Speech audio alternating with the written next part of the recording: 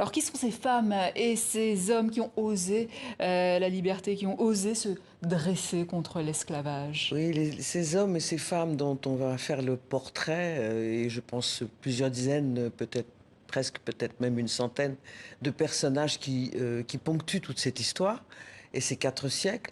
En fait, ils nous racontent une histoire qu'on se croit connaître et qu'on connaît très mal. Et l'exposition, elle permet justement de révéler des pans de l'histoire de France qu'on connaît très mal, qu'on croit connaître. Et en fait, quand on croit connaître, ça peut encourager, inciter à une forme de silence. Donc, en racontant l'histoire et en racontant une histoire qui n'est pas un puits de chagrin ou de culpabilité, Oui, parce mais que l'objectif, c'est pas la victimisation, hein, c'est pas ah un non, surtout discours pas. Non, non, victimaire. non, non. La souffrance, elle existe, elle a été là, elle a été subie. C'est également mon histoire familiale, donc je sais très bien de quoi je parle. Mais l'exposition, elle raconte des combats, donc des gens qui se sont dressés contre l'esclavage et qui ont affronté les forces qu'ils avaient en face d'eux et qui le font dès le début de l'esclavage, et ça c'est mal connu. Donc, à partir du continent africain. Dès le continent africain, vous avez des gens qui arrivent à s'échapper des raids qui sont effectués dans les villages, qui arrivent à libérer des bateaux qui mouillent dans des rivières avant de remonter vers les côtes. Et vous avez des villageois qui libèrent des bateaux. Ensuite, vous avez des révoltes sur les bateaux, y compris des révoltes qu'on n'imagine pas victorieuses, mais effectivement victorieuses, où les gens arrivent à revenir à terre, à vendre même leurs esclavagistes, enfin les trafiquants, à les vendre comme esclaves à leur tour.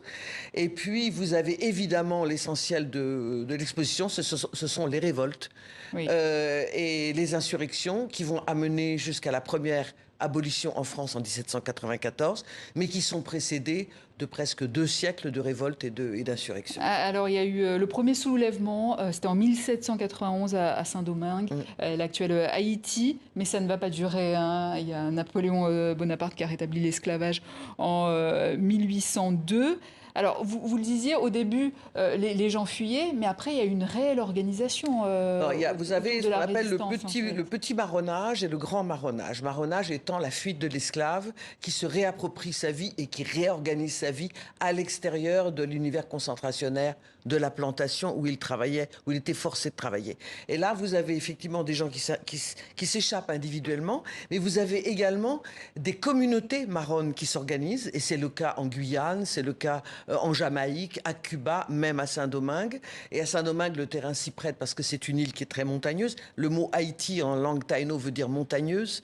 Donc là, dès que les gens se replient en hauteur, évidemment, on ne peut plus les atteindre et ils peuvent réorganiser leur vie. Et c'est là d'ailleurs que vous avez une communication qui s'est faite entre les derniers Amérindiens qui ont survécu à la conquête espagnole et les premiers Africains se fait, et où il y a transmission de savoir, de culture, de connaissances du milieu et de la pharmacopée, de la nature. Alors, il y a la Révolution française, hein, qui Alors a la Révolution inspiré française aussi, en les esclaves. 1789, la Déclaration des droits de l'homme qui pose certains principes comme le principe d'égalité, et les révoltes, les insurrections d'esclaves vont s'emparer de ces valeurs, vont s'organiser politiquement, et là émerge un personnage que tout le monde connaît qui est Toussaint Louverture, dont on rappelle l'histoire, et vous savez que Toussaint Louverture, la mémoire de Toussaint Louverture est déjà saluée au Panthéon parmi beaucoup d'autres personnages qui eux-mêmes ont également Oui, lutté. il a une plaque, hein. Il y a une plaque pour Toussaint Louverture, il y a une plaque pour un autre célèbre Guadeloupéen qui s'appelle Louis Delgrès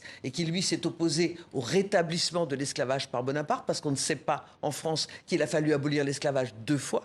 Une première fois pendant la Révolution en 1794, une seconde fois en 1848, à l'initiative de Victor Schœlcher, qui lui-même est enterré, enfin a été qui a été transféré au Panthéon en compagnie de Félix Éboué en 1949 pour célébrer le centenaire de l'abolition de 1840. Alors, vous dites que cette résistance continue d'inspirer les combats d'aujourd'hui, lesquels par exemple?